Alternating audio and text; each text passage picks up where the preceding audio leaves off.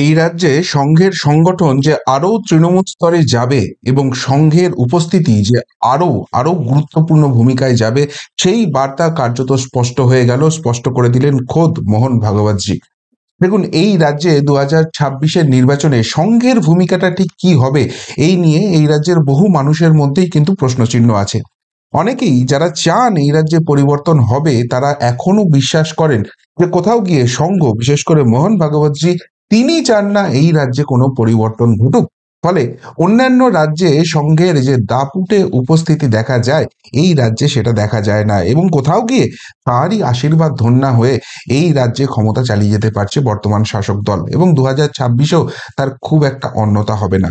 এই রকম একটা আপৎকালীন জায়গায় মোহন ভাগবতজি কিন্তু 11 দিনের টানা বঙ্গ সফর করছেন, এবং সেই নিয়ে শুধুমাত্র সাধারণ মানুষ নয়, প্রশাসনিক স্তরেও কিন্তু রীতিমতো জল্পনা আছে। পুরো ব্যাপারটা ট্র্যাকিং এ চলছে, এবং সঙ্গের উপস্থিতি কি হবে সেই নিয়ে কিন্তু প্রচুর আলাপ আলোচনা চলছে। এবং সেখানে একের পর এক যেসব ঘটনা ঘটছে, সেই ঘটনা কিন্তু রীতিমতো চমকে দেওয়ার মতো। এটা গতকালের ভিডিও। গতকাল এটা বর্ধমানের উল্লাস, সেখানে কিন্তু মোহন ভাগবত গিয়েছিলেন, কেননা মধ্যবঙ্গ, সেই মধ্যবঙ্গের যে সদর কার্যালয়, সেটা বর্ধমানের উল্লাসে এটা স্থাপিত হলো, এবং সেই উদ্বোধনে মোহন ভাগবতজি ছিলেন। এবং এটা আমার কাছে ব্যক্তিগতভাবে খুবই আনন্দের। তার কারণ হচ্ছে, আমি নিজে এই পূর্ব বর্ধমান জেলার ছেলে, এবং এখান থেকে আমার আমার ছোটবেলা কেটেছে। এমনকি এই যে উল্লাস উল্লাস মোড়ের কথা বলা হচ্ছে, এর উপর দিয়ে বহুবার আমাকে যেতে হয়েছে, কেননা 1 বছর আমি ফিজিক্সে অনার্স পড়ছিলাম বিবেকানন্দ কলেজে, তখন এটাই কিন্তু রাস্তা ছিল। এবং তার পরবর্তীকালে আমি ফিজিক্সে অনার্স ছেড়ে দিয়ে ইঞ্জিনিয়ারিং এ যাই। যাই হোক, সেই জন্য ব্যক্তিগতভাবে আমার এই জায়গাটা রয়েছে। কিন্তু যেটা গুরুত্বপূর্ণ এই জায়গাটায়, সেটা হচ্ছে যে এর আগে বর্ধমানে আরএসএস এর একটা জেলা অফিস ছিল। কিন্তু সেই জেলা অফিস থেকে পুরোপুরি চেঞ্জ করে দিয়ে পুরোপুরি মধ্যবঙ্গের সদর কার্যালয়ে স্থাপন করা, অর্থাৎ অনেক যে জাঁকজমকপূর্ণ হচ্ছে, সেই জায়গাটা কিন্তু স্পষ্ট হয়ে যাচ্ছে। কিন্তু তার থেকেও যেটা গুরুত্বপূর্ণ, যেটা মোহন ভাগবতজি বার্তা দিয়েছেন।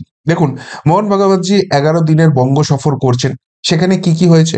প্রথম 4 দিন যেটা ছিল, তিনি দক্ষিণবঙ্গে মোটামুটি যে কার্যকাল ছিল সেইটা তিনি করেছেন, এবং দক্ষিণবঙ্গের যারা সংঘের কার্যকর্তা রয়েছেন তাদের সঙ্গে তিনি দফায় দফায় বৈঠক করেছেন।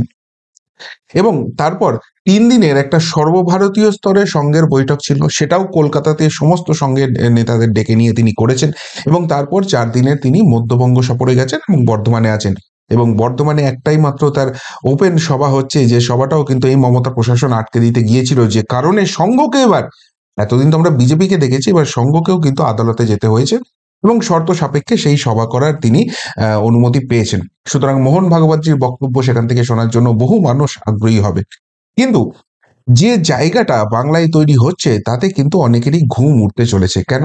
কেননা এবার দুটো মূলত কথা বলেছেন। এর আগে আমি গতকালই জানিয়েছিলাম যে মোহন ভাগবতজি নিদান দিয়েছেন যে দক্ষিণবঙ্গে যে সংঘের কার্যাবলী রয়েছে, সেটাকে দ্বিগুণ করতে বলেছেন। এবার তিনি মধ্যবঙ্গে গেছেন, এবং সেখানে গিয়ে তিনি কি বলছেন, দুটো তিনি নিদান দিচ্ছেন। এক হচ্ছে পুরনোদের রিচার্জ, অর্থাৎ পুরনোদের কিন্তু নতুন করে সংঘের জায়গায় ফিরিয়ে আনতে হবে। এবং 2, ভোটের আগে এখানে বাংলায় দুটো হবে, একটা গ্রামীণ ভিত্তিক, একটা শহর ভিত্তিক হবে, কিন্তু সংগঠন, প্যারালাল সংগঠন হবে সংঘের, এবং সেটা অনেক মজবুত সংগঠন হবে। শহরের ক্ষেত্রে সেটা আরো দাপুটে উপস্থিতি থাকবে, একদম ওয়ার্ড ভিত্তিক সংগঠন চাই সংঘের। এবং গ্রামে যেটা হবে, আপাতত পঞ্চায়েত স্তরে হবে, এবং যদি আগামী দিনে দেখা যায় যে সেই পঞ্চায়েত স্তরে সেইভাবে সাফল্য আসছে, সেটাকে ভেঙে আরো মাইক্রো লেভেলে কিন্তু যাওয়া হবে। কিন্তু এতে লাভটা কি হবে? দেখুন, আমি একজন সংঘের ভাবনায় ভাবিত অত্যন্ত সিনিয়র মানুষের সঙ্গে কথা বলছিলাম। তিনি বলছিলেন যে দেখুন, বাংলায় আমাদের একটাই প্রবলেম হচ্ছে, সেটা হচ্ছে আমাদের মধ্যে যে ইউনিটিটা থাকার কথা, সেই ইউনিটিটা আমাদের মধ্যে অত্যন্ত কম। এবং তার ফলেই দেখুন, এখানে হিন্দুদের উপর নিপীড়ন করা, নির্যাতন করা অনেক সোজা হয়ে যাচ্ছে। চারিদিকে যে নির্যাতনের ছবিটা উঠে আসছে, যদি সেই ইউনিটিটা থাকতো, এটা কিন্তু এত সহজে হতো না। সংগঠন এমন মজবুত করতে হবে, এমন ভাবেই তৈরি হবে, কোথাও এই রাজ্যে যদি একজন হিন্দু নিপীড়িত হয়, অত্যাচারিত হয়, তার পাশে দাঁড়াবার জন্য অন্তত 1000 জন হিন্দু পৌঁছে যাবে। তাহলেই দেখবেন এই রাজ্যের সমস্ত সমীকরণ কিন্তু বদলে যাবে, এই রাজ্যের ছবিটাই কিন্তু পুরোপুরি চেঞ্জ হয়ে যাবে। এবং অত্যন্ত দৃপ্ত কণ্ঠে তিনি এটা জানাচ্ছিলেন। এবার আমার সঙ্গে আলাপচারিতায় যখন এই কথা উঠে আসছিল, খুব স্বাভাবিকভাবেই সংঘের শীর্ষ স্তরে এই সব আলোচনা হয়েছে, এই সমস্ত ইনপুট গেছে। বিশেষ করে বাংলাদেশ পরবর্তী পরিস্থিতিতে বাংলাদেশে সেখানে হিন্দুদের কি অবস্থা হয়ে রয়েছে, চিন্ময় প্রভুর কি অবস্থা রয়েছে, সেখানে হিন্দুদের কি ধরনের নিপীড়ন নির্যাতন হয়েছে, এবং বাংলাদেশের সেই ছবি দেখার পর এবং এই রাজ্যের গত 14 বছরের শাসনকাল দেখার পর একটা বড় অংশের মানুষ তারাও কিন্তু অস্তিত্ব সংকটে ভুগছেন বলে তাদের দাবি। এবং তার ফলে আমাদের রক্ষা আমাদেরকেই করতে হবে, এই ভাবনায় কিন্তু বহু মানুষ ভাবিত হচ্ছেন এবং সঙ্গের শীর্ষ স্তরে সেই জায়গাটা বলছেন। ফলে এখানে যে সংগঠন মজবুত করতে হবে, সেই কার্যকারিতা, সেই তার যে উপযোগিতা, সেটা কিন্তু সঙ্ঘের শীর্ষ মহলও বুঝেছেন এবং সেই জায়গা থেকে মোহন ভাগবতজি এসছেন। দক্ষিণবঙ্গের মিটিংয়েও যেটা দেখা গেছে, পুরনো যারা সঙ্ঘের মানুষ ছিলেন, যারা একসময় দাপুটের সঙ্গে কাজ করেছেন, এখনো তাদের কাজ করার ক্ষমতা আছে, কিন্তু কোনো কারণে একটা দূরত্ব তৈরি হয়ে গেছে, তারা একটু হলেও দূরে সরে গেছেন বা বসে গেছেন, তাদের সঙ্গে কিন্তু নতুন করে আলাপচারিতা হয়েছে। এবং কোথায় গিয়ে সেই মনোমালিন্যের কারণ, কেন, কি কি ব্যাপার রয়েছে, সমস্ত কিছু ডিটেলসে হয়েছে এবং তাদের কিভাবে সংগঠনে ফেরত আনা যায়, কিভাবে তারা আবারও প্রাণ খুলে আগের মতো কাজ করতে পারেন, সেই জায়গাটাকে এস্টাবলিশ করা হয়েছে। কেননা তারা এক্সপিরিয়েন্স, তারা সঙ্ঘের ভাবনা জানেন, সঙ্ঘ কিভাবে কাজ করে সেটা তারা জানেন, এই জায়গাটা হয়েছে। এর পাশাপাশি যেটা আরো গুরুত্বপূর্ণ সিদ্ধান্ত হয়েছে, যে বাংলাদেশ পরবর্তী পরিস্থিতিতে এই যে মানুষ একটা অস্তিত্ব সংকটে ভুগছেন, একটা কোথাও গিয়ে আতঙ্ক কাজ করছে, তারা সঙ্ঘের কাছাকাছি আসতে চায়, সঙ্ঘটাকে আরো মন দিয়ে করতে চায়, কেননা নিজেদেরকে নিজেদেরকেই বাঁচাতে হবে, এই ভাবনা ক্রমশ ভাবিত হচ্ছে। পুলিশ প্রশাসন থেকে কোনো সাহায্য পাওয়া যাচ্ছে না, রাজনৈতিক দল বিশেষ করে যারা শাসনের ক্ষমতায় রয়েছে তাদের কাছ থেকে অত্যাচারিত হতে হচ্ছে, বাধা আসতে হচ্ছে, আর এই জায়গা থেকে বহু নতুন মানুষ আসতে চাইছেন। আর তাই এবার একদম সংগঠনটাকে গ্রাসরুট লেভেলে নিয়ে যেতে হবে, যেগুলো গ্রামীণ এলাকা রয়েছে সেখানে পঞ্চায়েত স্তরে সংগঠন তৈরি হবে, এতখানি গ্রাসরুট লেভেলে চলে যাবে। এবং যেগুলো একটু শহর বা আধা শহর জায়গা রয়েছে সেখানে কিন্তু ওয়ার্ড ভিত্তিক সংগঠন তৈরি করতে হবে। যদি এই জিনিসটা তৈরি করা যায় 2026-এর আগে, তাহলে দুটো জিনিস হবে। এক তো হিন্দু যে একতা রয়েছে সেটা অনেকটা বাড়বে এবং তার ফলে কাদের ভোট দিলে, কিভাবে ভোট দিলে মানুষ অনেক বেশি সুরক্ষিত হবে, সেই জায়গাটা যেরকম প্রচার করা যাবে, তার পাশাপাশি আরেকটা অত্যন্ত গুরুত্বপূর্ণ জায়গা হবে, একটা কোথাও গিয়ে এই হিন্দু ভোট আটকানোর ট্রেন্ড তৈরি হয়ে গেছে, যেটা বিরোধী দলনেতা শুভেন্দু অধিকারীও বারবার বলে থাকেন, যে যে সমস্ত হিন্দু প্রধান বুথ রয়েছে সেখানে কিন্তু আটকে দেওয়া হয়, মানুষকে ভোট দিতে দেওয়া হয় না। আর মানুষ যখন নিজের ভোটটা নিজে দিতে পারছে না, তখন কোনো একটা রাজনৈতিক দল ক্ষতিগ্রস্ত হচ্ছে। এবং অনেক জায়গায় দেখা যাচ্ছে সেই ভোটটা আটকে দিয়ে সেখানে ভুয়ো ভোট, জালি ভোট করে দেওয়া হচ্ছে, ফলস ভোটিং হয়ে যাচ্ছে, সেই জায়গাটাও আটকানো যাবে। আর 3 নম্বর যেটা সব থেকে গুরুত্বপূর্ণ, সেটা বারবারই শোনা যাচ্ছিল যে যে টিম হরিয়ানাতে কাজ করেছে সেটাই আরো ব্যাপক আকারে মহারাষ্ট্রে কাজ করেছে এবং তার একটা বড় অংশ দিল্লিতে কাজ করেছে, এবং সেই টিমটার একটা অংশ ইতিমধ্যে বিহার পৌঁছে গেছে, একটা অংশ কিন্তু বাংলায় এসে গেছে, এবং মার্চ মাস থেকে অল আউট তারা যাচ্ছে এবং সেই কাজটা করবে, মানুষকে বোঝাবে, মানুষকে এই ভাবনায় ভাবিত করবে যে বেরিয়ে এসে ভোট দিতে হবে, ভোটের দিনটা ছুটির দিন নয়, এই একটা ভোট যদি না দেওয়া হয় কোথায় পিছিয়ে যাবে।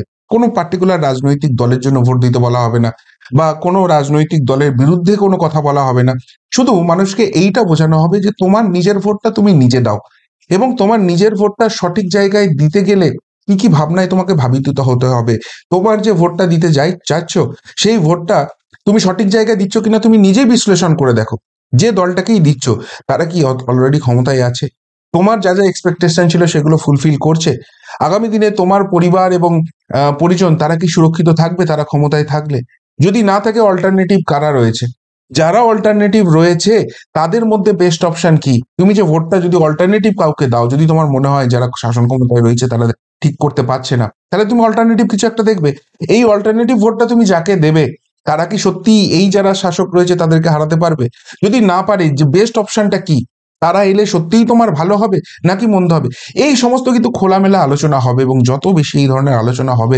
মানুষ কিন্তু অনেক বেশি উৎসাহিত হবে।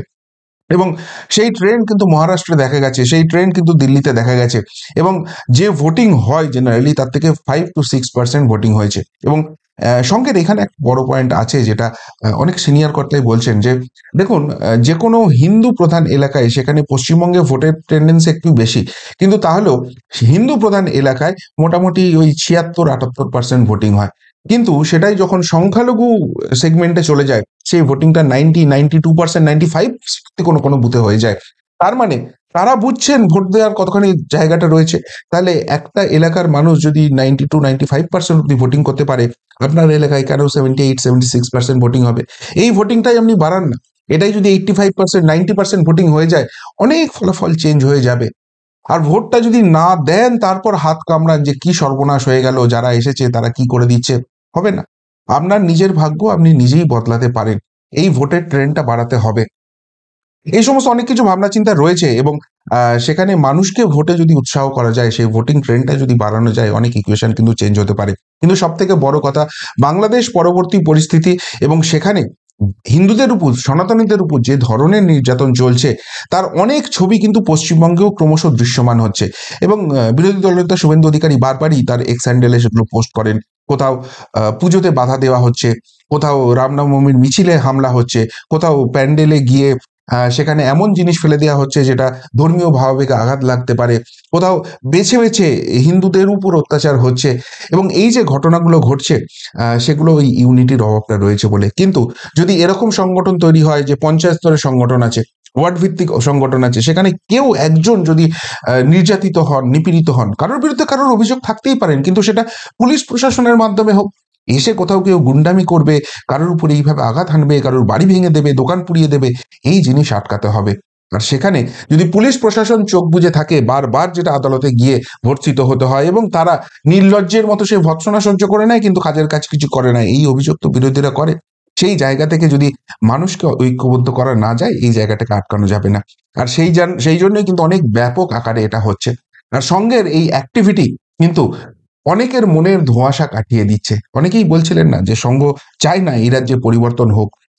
সঙ্ঘ রাজনৈতিকভাবে কোনোদিন ময়দানে নামবে না। এসে কোনোদিন বলবে না যে এই এক্স টিমটা খুব বাজে, এক্স পলিটিক্যাল পার্টিটা খুব বাজে, এদের ভোট দিও না। এই ওয়াই পলিটিক্যাল পার্টিটা খুব ভালো, এদেরকে ভোট দাও। সঙ্ঘ কোনোদিন সেই করে না, সেই রাজনৈতিক জায়গায় যাবে না।